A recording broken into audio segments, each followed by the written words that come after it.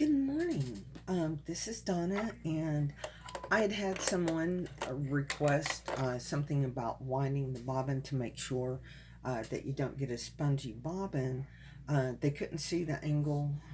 It's kind of hard to do, two hands to do this and a camera, so I'm attempting to do this. Hopefully it'll work. So right in here is where your threads go, and you listen to for the pops. There should be two. Do it again. And then you take it around here and it gets in the tension.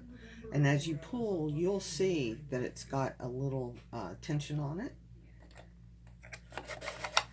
Otherwise, if you just drop it in here and move around, it flows and you don't get tension. So let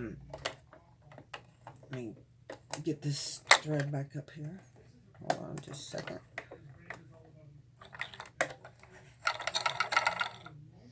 So we'll get it in here. Nope.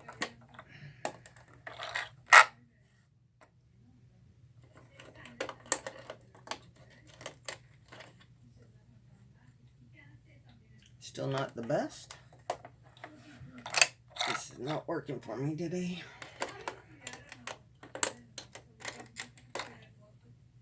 Okay, got it in there now. So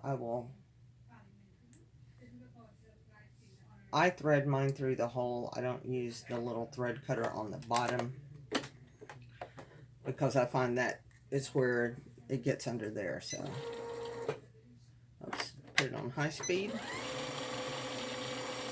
and just let it go. And that's winding a nice tight bobbin. It's not wonky at all.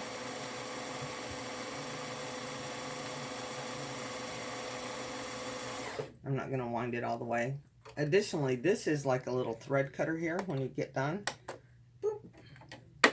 And you're done. So that is hopefully a better angle of winding the bobbin. And we will talk to you later. Bye.